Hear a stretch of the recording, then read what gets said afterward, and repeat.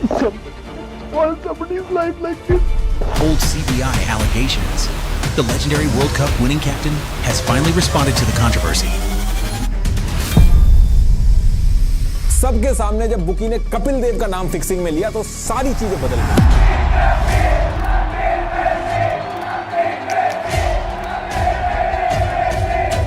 रमनिक चावड़ा के घर जब रेड मारी तो उसकी डायरी के अंदर से कपिल देव का नाम निकला। अजीत वाडेकर ने क्या किया कि पूरी टीम इंडिया का फोन टैप कराना चालू किया।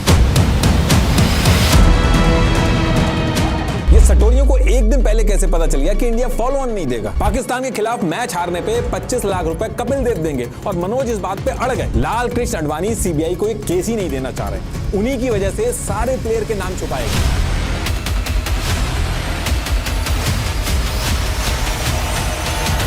पूरी भीड़ के सामने कपिल देव ने सचिन तेंदुलकर को बुलाया और ये चीज जब बोली, मॉडलिंग असाइनमेंट का जब कोई प्रूफ ही नहीं मिल रहा है तो कपिल देव को इब्राहिम ने BMW क्यों दी? प्लेयर से सिर्फ एक मीटिंग कराने के रिपोर्टर्स को 40 लाख मिल रहे हैं।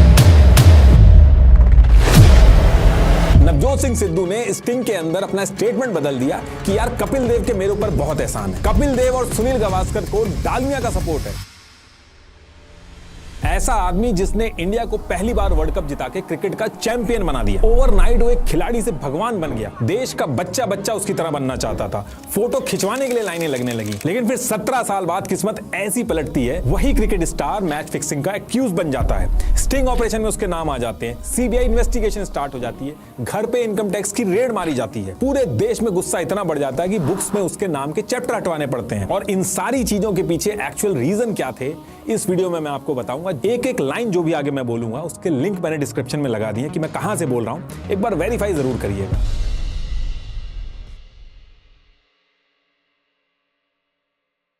देखिए होता क्या है कि 1983 वर्ल्ड कप जीतने के बाद जैसे जैसे टाइम हुआ कपिल देव की परफॉर्मेंस में डिक्लाइन आना चालू हुआ। अब जब ये डिक्लाइन वाला फेज शुरू हुआ तो इसके बीच बीच में कुछ छोटी छोटी चीजें मैच में ऐसी हो रही थी जिसको लेके जो क्रिकेट फैंस थे वो बहुत ज्यादा क्वेश्चन कर रहे थे। और 4 साल के बाद ईयर 1987 वाला जो वर्ल्ड कप था उसमें ये चीज और ज्यादा बढ़ जाती है। इस वर्ल्ड कप में इंडिया फेवरेट थी और इस वर्ल्ड कप के सेमीफाइनल में ग्राहम गोच जो थे वो एक ही तरफ स्वीप शॉट जो थे वो मारे जा रहे थे। आखिरी तक कोई फील्डर नहीं लगाया गया उस तरफ। तो इस चीज को लेकर सब लोग थोड़ा सरप्राइज थे। इनफैक्ट मैच खत्म होने के बाद भी प्रेस कॉन्फ्रेंस में जब सेम क्वेश्चन हुआ तो ग्राहम गोच ने कहा कि वो तो खुद ही सरप्राइज है कि फील्डर क्यों नहीं लगाया गया वहां पे। तो इस इंसिडेंट को लेकर बहुत ज्यादा हल्ला हुआ, फैंस भी गुस्सा हुए, लेकिन थोड़े टाइम बाद ये बात दब जाती है। लेकिन ज्यादा टाइम तक दबती नहीं है क्योंकि 23 अक्टूबर 1991 वाले दिन फिर से इशू खड़ा हो जाता है। इस दिन 258 का टारगेट चेस करते हुए इंडिया पाकिस्तान के खिलाफ स्ट्रॉन्ग पोजीशन में था। अब अचानक से अजहरुद्दीन और Kapil Dev back to back 0 पे आउट हो जाते हैं। मैच लेट स्टार्ट हुआ था तो लास्ट का ओवर आते आते बैड लाइट की वजह से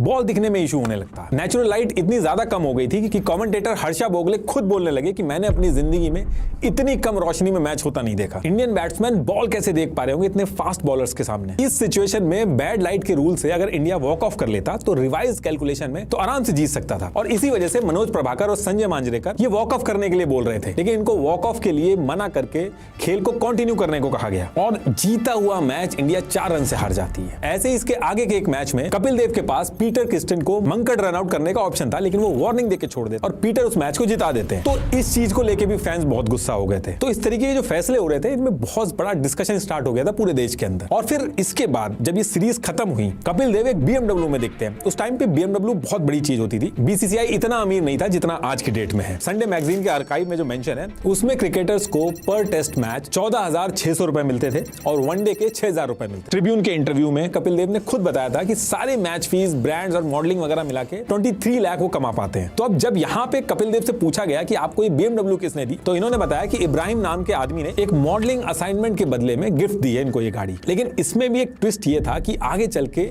ऐसा कोई मॉडलिंग असाइनमेंट पब्लिक के सामने आया ही नहीं। अभी जब आगे सीबीआई वाला सेगमेंट आएगा तो उसमें ये पार्ट आएगा। अब ये जो परफॉर्मेंस वगैरह का इशू चल रहा था, जिस तरीके से फैसले लिए जा रहे थे, टीम इंडिया के जो मैनेजर थे अजीत वाडेकर, इनको लग रहा था कि टीम इंडिया के अंदर सब कुछ सही नहीं है। तो पता करने के लिए इन्होंने प्लेयर्स के फोन टैप कराना चालू कर दिए ताकि अगर कोई गड़बड़ चल रही है तो सामने आ जाए। लेकिन इसमें भी कोई चीज सामने नहीं आती है और इस चीज के बारे में इन्होंने मैनेजर की पोस्ट से हटने के बाद काफी टाइम बाद रिवील किया। अब देखिए उस टाइम पे अगर किसी पर नजर रखनी हो तो अथॉरिटीज वही बेसिक फोन टैप वगैरह की हेल्प लेती मिलती थी और इनलिमिटेड सोर्सेज के साथ सच तक पहुंचना बहुत चैलेंजिंग था। लेकिन आज के टाइम में सर्विलांस और मॉनिटरिंग बहुत बदल गई है। आज बड़े बड़े फ्रॉड्स और क्राइम्स को क्रैक करने के लिए डिजिटल सर्विलांस की जाती है जो साइबर सिक्योरिटी और एथिकल हैकिंग से होती है, और ये सीखना बहुत मुश्किल नहीं है। ट्राई हैक मी एक ऐसा ऑनलाइन प्लेटफॉर्म है जिसका यूज 7 मिलियन से ज्यादा लोग कर रहे हैं, जहां आप साइबर सिक्योरिटी और हैकिंग बिल्कुल स्क्रैच से प्रैक्टिकल और गेमिफाइड तरीके से सीख सकते हैं, और वो भी बिना भारी भरकम सॉफ्टवेयर डाउनलोड करे, सीधा ब्राउजर पे। इनके पास बिगिनर से लेके एडवांस लेवल तक का पूरा लर्निंग रोड मैप है, जहां आप सीखते हैं कि कैसे नेटवर्क्स को एनालाइज किया जाता है, कमियां ढूंढी जाती हैं और साइबर अटैक से सिस्टम को सिक्योर किया जाता है। डिस्क्रिप्शन में दिए गए लिंक पर क्लिक करके आप फ्री में साइन अप कर सकते हैं और काफी सारे रूम्स बिल्कुल फ्री में एक्सेस कर सकते हैं। और अगर आप सीरियसली आगे बढ़ना चाहते हैं तो इनका प्रीमियम प्लान सारे एडवांस कोर्सेज और रियल वर्ल्ड लैब्स का अनलिमिटेड एक्सेस देता है, वो भी 30% ऑफ के साथ कोड NITISH30 यूज करके। तो टॉपिक पे वापस आते हैं। तो एक तरफ इंडिया में ये सारी चीजें चल रही थी, अब इसी टाइम पे क्या होता है कि शेन वॉर्न और मार्क वॉ ये इंडियन बुकी के साथ डील करते हुए पकड़े जाते हैं, और जब ये पकड़े जाते हैं तो पता चलता है कि क्रिकेट के अंदर ये चीज काफी ज्यादा फैल चुकी है। इनफैक्ट कुछ तो प्लेयर खुद ही बुकी बन गए हैं, जैसे पाकिस्तान के सलीम मलिक ऑस्ट्रेलियन प्लेयर को मैच हारने के लिए पैसे ऑफर कर रहे थे, तो सलीम पे भी उस टाइम पे बैन लगाया गया और शेन वॉर्न और मार्क वॉ जो थे इन पे भी फाइन लगाया गया। लेकिन ये सारी चीजें इस टाइम पे चल रही थी, जो क्रिकेट बोर्ड्स थे वो उनको छुपाने की कोशिश कर रहे थे, क्योंकि अगर लोगों को पता चल जाएगी सब चीजें पहले से ही फिक्स है तो कोई मैच ही नहीं देखेगा। और इसीलिए ऑस्ट्रेलियन बोर्ड ने भी ICC से बात करके शेन वॉर्न और मार्क वॉ वाली जो बात थी उसको छुपाने के लिए कहा, लेकिन उसके बाद भी ये बात आउट हो जाती है। और दूसरी तरफ इंडिया के अंदर जो कपिल देव थे उनकी परफॉर्मेंस जब ज्यादा खराब होने लगी तो मैनेजमेंट से बहुत ज्यादा प्रेशर आने लगा।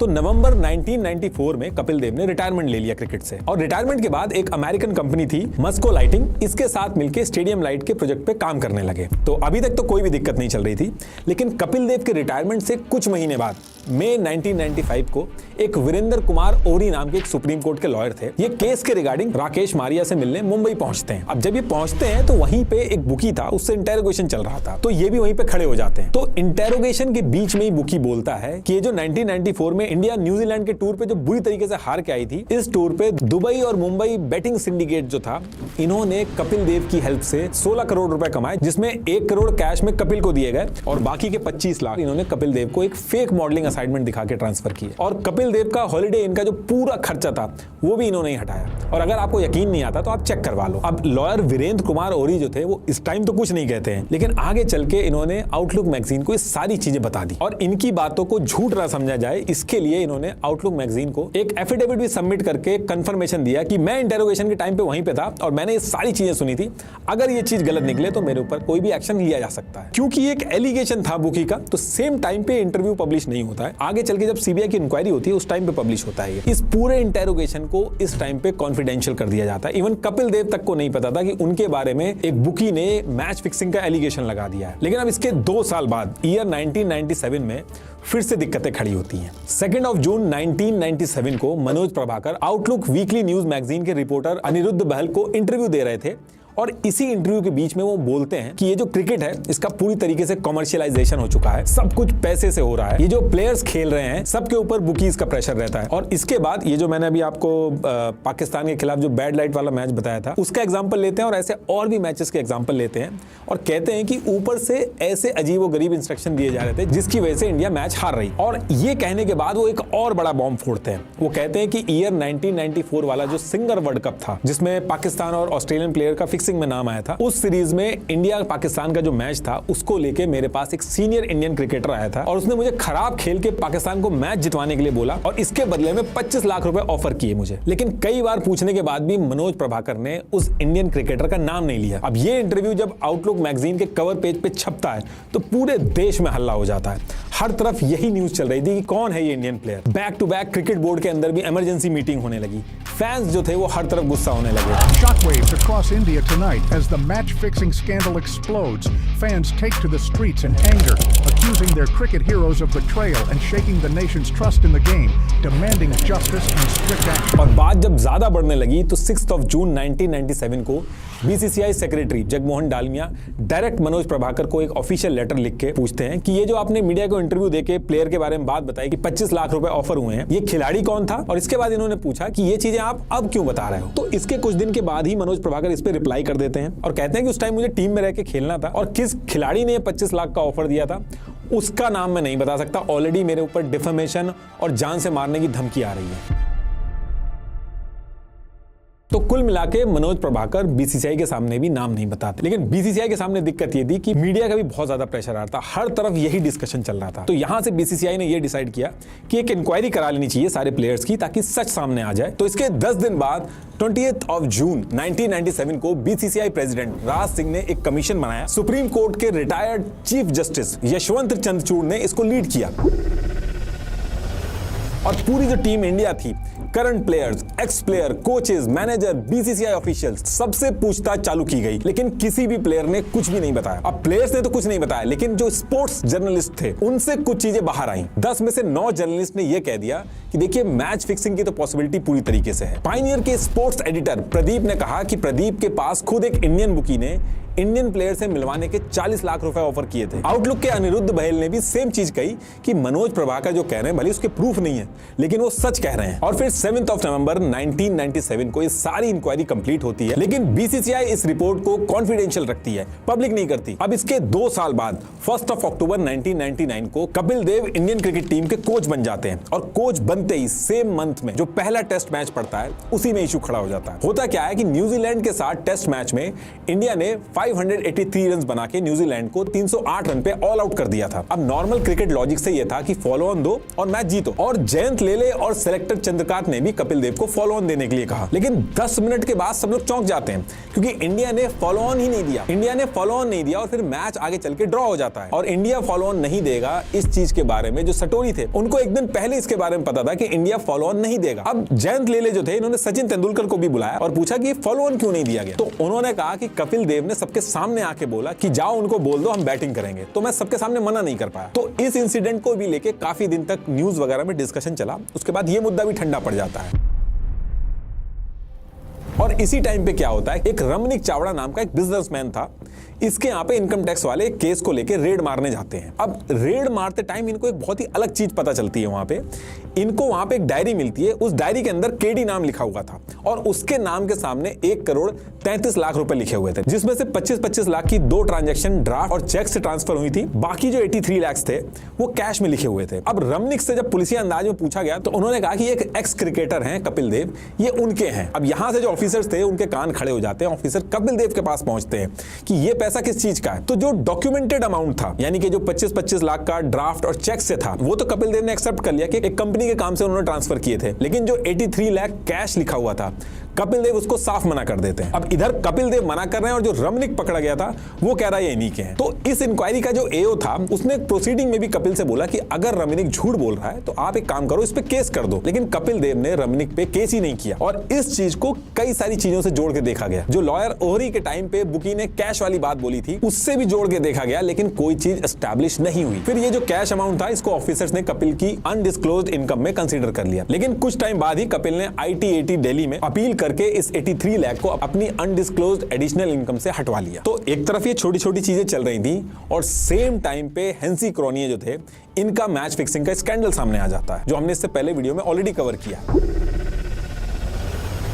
इसमें अजरुद्दीन और बाकी इंडियन प्लेयर्स के नाम आने लगते हैं। इंडिया के अंदर लोग खाना तक नहीं खाते अगर इंडिया मैच हार जाए। और जब ये फिक्सिंग का केस बाहर आया तो हर तरफ हल्ला हो गया, पार्लियामेंट तक में फिक्सिंग का मुद्दा उठ गया। और फिर जब बात बहुत ज्यादा बढ़ गई तो 2 मई 2000 को इतने टाइम से जो मैच फिक्सिंग हुई है नहीं हुई है, ये पूरा इशू चल रहा था देश के अंदर। इसमें CBI की एंट्री होती है, सारे के सारे इंडियन बुकीज जो है उनको पकड़ा जाता है, उनके बैंक अकाउंट्स, ये सारी चीजें निकाली जाती है कि किस किस इंडियन प्लेयर से बात करते हैं। नीचे से लेके ऊपर तक जो भी इसमें इन्वॉल्व था सबकी इंक्वायरी स्टार्ट हो जाती है। तो फॉर्मर BCCI प्रेसिडेंट सुनील देव जो थे उन्होंने कहा कि एक फॉर्मर रणजी प्लेयर है करण दुबे नाम से, उसके ऊपर मुझे बहुत टाइम से शक है कि कपिल देव इसके थ्रू कुछ ना कुछ कर रहा है मैच फिक्सिंग में। और इसके बाद वो कहते हैं कि एक ऑस्ट्रेलिया टूर में करण दुबे पूरे टाइम कपिल देव के साथ था। और कपिल देव एक क्रिकेटर हैं, उनके पास लंदन में एसेट्स हैं, दिल्ली के सुंदर नगर, महारानी बाग, चंडीगढ़, हर जगह इतनी प्रॉपर्टी है। एक क्रिकेटर की इनकम से इतना कुछ होना पॉसिबल नहीं है, तो यहाँ पे इंक्वायरी जरूर होनी चाहिए। अब जब ये बात इंक्वायरी के बीच में उठती है तो यहाँ से जो CBI है वो मनोज प्रभाकर को बुलाती है और मनोज प्रभाकर से वही सेम चीज पूछी जाती है जो उन्होंने इंटरव्यू में कही थी। ये जो इंटरव्यू में तुमने 25 लाख रुपए की बात बोली थी कि तुम्हें एक इंडियन प्लेयर ने ऑफर किए थे, उस इंडियन प्लेयर का नाम बता हुआ। और बहुत देर आनाकानी करने के बाद मनोज प्रभाकर सीधे बोलते हैं कि वो आदमी कपिल देव है। कपिल देव ने ही फिक्सिंग के लिए मुझे 25 लाख रुपए ऑफर किए थे। अब जैसे ही मनोज प्रभाकर कपिल देव का नाम लेते हैं तो सीबीआई कहती है कि तुम पूरा इंसिडेंट डिटेल में बताओ कि उस टाइम आसपास कौन था और एक्चुअल में हुआ क्या था। और फिर यहां से मनोज प्रभाकर पूरा इंसिडेंट बताना चालू करते हैं। वो कहते हैं कि सिंगर कप 1994 चल रहा था। मनोज के जो रूममेट थे वो नवजोत सिंह सिद्धू थे। वो होटल के एक रूम में रह रहे थे और उनके बगल वाला जो रूम था वो बीच में एक कॉमन डोर से अटैच था। और उस बगल वाले रूम के अंदर प्रशांत वैद्य और नयन मोगिया रह रहे थे। और ये जो प्रशांत वाला रूम था, जब ये इंसिडेंट हुआ तो उस पर्टिकुलर टाइम पे एक बंगाली रिपोर्टर थे सत्यसेन मैत्रा, ये भी थे यहाँ पे। अब मनोज कहते हैं कि वो अपने रूम के अंदर जो बाथरूम था वहां पे शेव कर रहे थे और नवजोत सिंह उसी रूम में थे। उसी टाइम पे नवजोत सिंह सिद्धू आवाज लगा के मनोज से कहते हैं कि ओए पाजी, यानी कि कपिल देव, कोई ऑफर लेके आए हैं और तुझसे बात करना चाहते हैं। और मनोज प्रभाकर से कहते हैं कि जो पाकिस्तान के खिलाफ अगला मैच है उसमें तुझे अंडर परफॉर्म करना होगा, इसके बदले में 25 लाख रुपए मिलेंगे। अब मनोज प्रभाकर यहाँ पे कहते हैं कि ये चीज सुन के मैं उन पर बहुत ज्यादा गुस्सा हुआ, चिल्लाया। और फिर कहते हैं कि नवजोत सिंह सिद्धू भी उस टाइम पे उस रूम में थे और जो बगल वाला अटैच रूम था वहां तक भी आवाज जरूर गई होगी। उस रूम में प्रशांत वैद्य, नयन मोगिया, बंगाली जर्नलिस्ट जो थे, उन सब ने देखा। अब इसके बाद सीबीआई मनोज प्रभाकर से कहती है कि तो फिर इसके बाद तुमने क्या किया। मनोज प्रभाकर ने कहा कि ये बात मैंने directly team manager Ajit Wadekar जो थे और कैप्टन मोहम्मद अजरुद्दीन इनको बताई, लेकिन उसके बाद भी कुछ नहीं हुआ। और फिर उसके बाद मैंने रवि शास्त्री और सुनील गावस्कर जो कमेंट्री करते थे उस टाइम पे, उनके पास गया, उनको भी बताई, नाम लेके बताई, लेकिन उसके बाद भी कुछ नहीं हुआ। इस पूरी इंटेरोगेशन में मनोज प्रभाकर ने एक चीज और बोली कि कपिल देव ये सारा फिक्सिंग का काम हिरन हाथी के थ्रू करते हैं। अब मनोज प्रभाकर ने जितनी भी चीजें बताई, जितने भी विटनेस थे, सीबीआई एक एक करके इनके पास पहुंचती है और इनसे भी इंटेरोगेशन स्टार्ट होती है। लेकिन ये जितने भी लोग थे इनमें से कोई भी मनोज प्रभाकर के स्टेटमेंट को बैक ही नहीं करता है। रवि शास्त्री कहते हैं कि मनोज ने एक बार बोला तो था, लेकिन मुझे नहीं लगता कि कपिल ऐसा करेगा। नवजोत सिंह सिद्धू कहते हैं कि मनोज ने एक बार कैजुअली पैसों के ऑफर के बारे में कुछ बताया तो था, पर किसने दिया, कब दिया, ये नहीं बताया। और प्रशांत वैद्य ने कहा कि ऐसा कुछ इंसिडेंट मुझे याद नहीं है। अब इस पर्टिकुलर टाइम पे आउटलुक मैगजीन के जो अनिरुद्ध बहल थे, ये ढाका बांग्लादेश में थे, एक मैच को कवर करने गए थे। वहीं पे इनको वो बंगाली जर्नलिस्ट सत्यसेन मैत्रा ये मिलते हैं, जो उस दिन नयन मोगिया और प्रशांत वैद्य के रूम में थे। तो अनिरुद्ध जो है वो डायरेक्टली सत्यसेन से पूछते हैं कि उस दिन रूम में हुआ क्या था, तुम तो थे वहां पे, तुम बताओ। तो सत्यसेन कहते हैं कि उस दिन मैंने मनोज को चिल्लाते हुए तो सुना था कि ये तुम क्या कर रहे हो, तुम मुझे खरीद नहीं सकते, इस तरीके की आवाजें तो आ रही थी। लेकिन क्योंकि मैं बगल वाले रूम में था तो मुझे समझ में नहीं आया कि मनोज फोन पे किसी पे चिल्ला रहा था या एक्चुअल में रूम में कोई था। और जैसे ही मनोज ने चिल्लाना चालू किया तो प्रशांत वैद्य जो थे, जो थोड़ा सा दरवाजा खुला हुआ था, उसको बंद कर दिया। तो क्लियरली तो कुछ नहीं कह सकते कि वहां पे कपिल देव थे या नहीं थे, लेकिन मनोज चिल्ला रहे थे वहां। तो अब जैसे ये होता है, इसके बाद आउटलुक के अनिरुद्ध बहल और तरुण जे तेजपाल ये तहलका नाम से एक इन्वेस्टिगेटिव न्यूज वेबसाइट स्टार्ट करते हैं।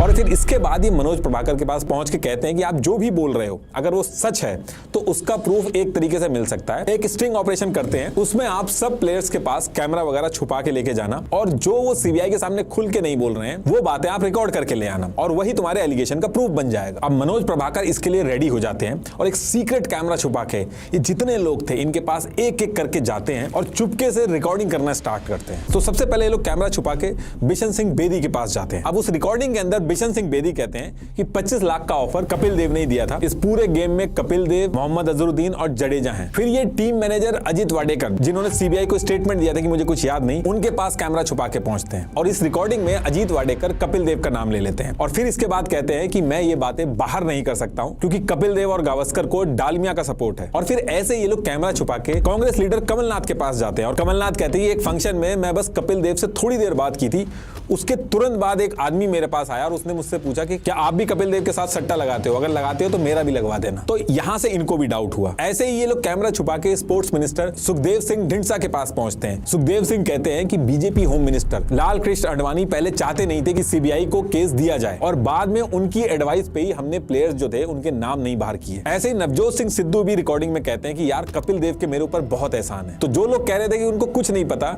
इस स्टिंग ऑपरेशन में वो सब उल्टा बोल रहे थे। और आगे जब ये स्टिंग ऑपरेशन आउट हुआ तो सीबीआई ने दोबारा बुलाया नवजोत सिंह सिद्धू को, तो उन्होंने स्टेटमेंट बदल दिया था कि हाँ मनोज ने जो ऑफर वाली बात की थी उसमें कपिल का नाम लिया था। और ये सारा मैं बता रहा हूं, ये पूरा स्टिंग ऑपरेशन यूट्यूब पे आप तहलका फॉलन हीरो सर्च करोगे तो आपको ये पूरा स्टिंग ऑपरेशन मिल जाएगा। बाकी इसका लिंक भी मैं डिस्क्रिप्शन में डाल दूंगा। तो जब ये सारा स्टिंग ऑपरेशन हो जाता है तो उसके बाद 27 मई 2000 को मनोज प्रभाकर तहलका वालों के साथ मिलकर दिल्ली के मेरिडियन होटल में प्रेस कॉन्फ्रेंस करके सबको स्टिंग ऑपरेशन दिखा देते हैं। पूरे देश के अंदर कोहराम मच जाता है। breaking tonight. This explosive sting operation has exposed shocking links between top cricketers and bookies, triggering nationwide outrage. Protests erupting across India as furious fans. हाल ये हो गया था कि स्कूल बुक्स के अंदर कपिल देव के ऊपर एक चैप्टर था। गुजरात गवर्नमेंट ने धीरे से उस चैप्टर को ही हटा दिया। ऐसे ही सिटीजंस ऑफ लुधियाना जो सम्मान और कैश रिवॉर्ड दिया था उसको लौटाने को बोल दिया। और इसके बाद एक और चीज हो जाती है। एक्चुअली उस टाइम पे गवर्नमेंट ने कुछ महीने के टाइम फ्रेम के लिए एक VDIS स्कीम निकाली थी कि अगर किसी के पास 2 नंबर का पैसा या ब्लैक मनी है, खुद आके बता दे, उसका कोई पुराना केस नहीं खोलेंगे, उसको कोई जबरदस्ती पनिशमेंट नहीं होगी, 30 से 35% का टैक्स देना होगा उसको। तो जब ये स्ट्रिंग ऑपरेशन बाहर आया तो एक विश्व बंधु गुप्ता नाम के इनकम टैक्स ऑफिसर थे। इन्होंने कहा कि देखो, मैं नाम तो नहीं डिस्क्लोज करूंगा, लेकिन एक फॉर्मर इंडियन टीम का कैप्टन था, उसने ईयर 1997 में VDIS स्कीम के थ्रू 16 करोड़ रुपए की इनकम डिस्क्लोज की थी। ऐसे 6 से ज्यादा प्लेयर्स और थे। इन्होंने कहा कि एक प्लेयर के पास ब्लैक मनी किस चीज का होगा, हो सकता है फिक्सिंग का हो। तो जो इतनी इंक्वायरी बार बार की जा रही है, उसकी बजाय सारी जो इनकी संपत्ति है उसको चेक किया जाए, चोर अपने आप पकड़ा जाएगा। अब जैसे ही विश्व बंधु ये बात बोलते हैं, same week 20th of June 2000 को इनको सस्पेंड कर दिया जाता। लेकिन ये करने से भी कुछ होता नहीं है। इसके अगले महीने जुलाई 2000 में income tax, CBI, local police, ये सब मिलके प्लेयर्स के खिलाफ डायरेक्ट सबूत इकट्ठा करने के लिए ऑपरेशन जेंटलमैन लॉन्च करते हैं। इस ऑपरेशन के अंदर ये प्लेयर्स, बुकीज, BCCI ऑफिशियल्स इनकी 90 लोकेशन पे रेड मारते हैं और लिस्ट में सबसे ऊपर नाम था कपिल देव का। 20th of July 2000 को मॉर्निंग में इनके घर, ऑफिस, होटल, सब जगह 38 आवर्स तक रेड चलाई जाती है। रेड खत्म होने के बाद कोई भी डायरेक्ट लिंक मैच फिक्सिंग का नहीं मिलता है, लेकिन ऑफिसर के सामने एक पिक्चर बनना स्टार्ट होती है। ऑफिसर्स का मानना था कि शायद क्रिकेटर्स और बुकीज जो है, इनके बीच में जो पैसे का सेटलमेंट हो रहा है वो जमीन के थ्रू हो रहा है, यानी कि जमीन को खरीद बेच के हो रहा है। क्योंकि मल्टीपल ऐसी चीजें आ रही थी जिनका लॉजिकल एक्सप्लेनेशन नहीं था। जैसे कपिल देव को एक 100 एकड़ की जमीन थी, वो मार्केट रेट से बहुत ही कम दामों में मिली, और उस जमीन के जो पेपर भी थे वो भी कपिल देव के पास से नहीं बल्कि किसी और खिलाड़ी के ऑफिस से मिले। इस जमीन के पेपर करण दुबे के ऑफिस से मिले। करण दुबे का नाम ऑलरेडी मैच फिक्सिंग में आया हुआ था। ऐसे ही दिल्ली के महारानी बाग वाली लोकेशन से अनडिक्लेयर्ड एसेट्स के डॉक्यूमेंट्स मिले। कपिल देव से ऑफिसर्स ने पूछा भी, ये जो 100 एकड़ जमीन है ये आपने ली किससे? तो कपिल देव ने कहा कि केवल जोशी नाम का एक आदमी था, उससे ली। केवल जोशी को ढूंढा गया तो जमीन तो उसने बेची थी, लेकिन वो आदमी नहीं मिला, उसका कोई ट्रेस ही नहीं मिला। ऐसे ही CBI ने पूछा कि ईयर 1992 में BMW कार कहां से मिली? कपिल देव ने कहा कि एक इब्राहिम नाम का आदमी है साउथ अफ्रीका में, वो ऑटो सिटी नाम से एक गैराज चलाता है, उसने मॉडलिंग असाइनमेंट के बदले में वो BMW दी थी। अब इब्राहिम को ढूंढा गया तो उसका भी कोई ट्रेस नहीं मिला, और ये भी पता लगाया गया कि इस ईयर में कोई मॉडलिंग का असाइनमेंट हुआ हो जिसका कोई फोटो, पेमेंट या कोई कॉन्ट्रैक्ट हो, तो वो भी नहीं मिला। इसके बाद ये भी पूछा गया कि ईयर 1999 न्यूजीलैंड टेस्ट जिसमें तुमने फॉलो ऑन नहीं दिया था, उसके बारे में एक दिन पहले ही बुकीज को कैसे पता चल गया? तो इस पे भी कपिल देव ने कहा ये सबने मिलकर फैसला लिया था, मेरे अकेले का फैसला नहीं था। तो कुल मिला के यहां भी डायरेक्ट प्रूफ कोई नहीं मिल पाया। अब इसी टाइम पे एक फॉर्मर BCCI प्रेसिडेंट ने अपना नाम डिस्क्लोज किए बिना CBI को टिप दी कि ये जो अहमदाबाद वाला जो मैच था, वही जिसमें फॉलो ऑन नहीं दिया था, उस टाइम पे कपिल देव और हिरन हाथी के बीच में जरूर कुछ ना कुछ डील हुई होगी, क्योंकि उस टाइम पे कपिल उसके साथ बहुत ज्यादा दिख रहे थे। और मनोज प्रभाकर ने भी अपने एलिगेशन में कपिल देव के साथ हिरन हाथी का नाम लिया था। एक्चुअली हिरन हाथी जो है वो एक गुजरात का बिजनेसमैन था, पर मीडिया के अंदर इसका लिंक जो था वो बुकीज के साथ जोड़ा जाता था। लेकिन हिरन हाथी जब भी इंटरव्यू देता था उसको साफ मना कर देता था, क्योंकि कुछ भी प्रूव नहीं हुआ था। तो अब इस टिप के बाद CBI जो है वो हिरन हाथी के घर पे भी रेड मार देती है। हिरन हाथी के यहाँ से एक डायरी मिलती है जिनमें जो क्रिकेटर्स थे उनके इनिशियल्स लिखे हुए थे, और यहां से यह भी पता चला कि कपिल देव के पास एक स्टेडियम में लाइट लगाने का काम आया था। पेमेंट के लिए स्टेडियम वालों ने कहा हम पैसे नहीं दे सकते, तो इसके बदले में तुम स्टेडियम के अंदर जो एडवर्टाइजिंग लगाने के जो राइट्स हैं वो ले लो। अब नॉर्मली कपिल देव खुद ही राइट्स का फायदा उठा सकते थे, लेकिन कपिल ने ऐसा नहीं किया। कपिल देव ने एडवर्टाइजिंग राइट्स एक दूसरी कंपनी AJ प्रमोशन को दे दिए, और इसके ओनर अजय जडेजा और हिरन हाथी निकले, जिनका ऑलरेडी फिक्सिंग में नाम चल रहा था। ऊपर से अहमदाबाद में जब वो फॉलो ऑन वाला मैच चल रहा था, तब उस पर्टिकुलर टाइम पे हिरन हाथी ने 3 अपार्टमेंट और 3 ओपल कार खरीदी। अब ऐसी सस्पिशियस टाइमिंग पे 3-3 कार और 3-3 प्रॉपर्टी जो खरीदी गई, इसको भी फिक्सिंग से जोड़ के देखा गया, लेकिन उससे भी कोई डायरेक्ट लिंक एस्टैब्लिश नहीं हुआ। लेकिन इसके 2 दिन बाद 12 सितंबर 2000 को Kapil Dev Indian cricket team के कोच के रोल से खुद ही रिजाइन कर देते हैं, और रिजाइन करने के 2 वीक बाद 24 सितंबर 2000 को मनोज प्रभाकर कहते हैं कि मेरे अकेले की बजाय पूरी टीम का आप लाई डिटेक्टर टेस्ट करवा लो, सारी की सारी चीजें क्लियर हो जाएंगी। लेकिन जिस स्टेज पे इंक्वायरी चल रही थी, बिना कंसेंट के लाई डिटेक्टर टेस्ट के लिए लीगली इतने प्लेयर्स को फोर्स नहीं कर सकती थी, तो यहां भी कुछ नहीं हो पाया। तो ये सारी चीजें होने के बाद 30th of October 2000 को CBI अपनी फाइनल, जितनी भी इंक्वायरी करी थी, अपनी फाइनल रिपोर्ट स्पोर्ट्स मिनिस्टर को सबमिट कर देती है। इस रिपोर्ट में सीबीआई ने मोहम्मद अजहरुद्दीन, अजय जडेजा, अजय शर्मा, मनोज प्रभाकर, नयन मोगिया इनके खिलाफ डायरेक्ट प्रूफ निकाल के मैच फिक्सिंग में नाम स्टैब्लिश कर दिए। लेकिन कपिल देव के अगेंस्ट में एलिगेशन बहुत लगे, सस्पिशियस एक्टिविटी के बारे में बात बहुत हुई, रेड पड़ी, फाइनेंशियल क्वेश्चंस बहुत सारे उठे, लेकिन सब के सब इनडायरेक्ट लिंक थे। कोई भी डायरेक्ट लिंक कपिल देव के खिलाफ प्रूफ नहीं हो पाया। तो यहां से बाकी सब पे तो कार्रवाई स्टार्ट हो जाती है, लेकिन अकेले कपिल देव थे जो पूरी तरीके से इनको क्लीन चिट मिल जाती है। लास्ट में एक बार फिर से आपको ट्राई हैक मी के बारे में रिमाइंड कराना चाहूंगा। ये एक बहुत ही अच्छा प्लेटफॉर्म है एथिकल हैकिंग सीखने के लिए। लिंक मैंने डिस्क्रिप्शन में दे दिया। Thank you.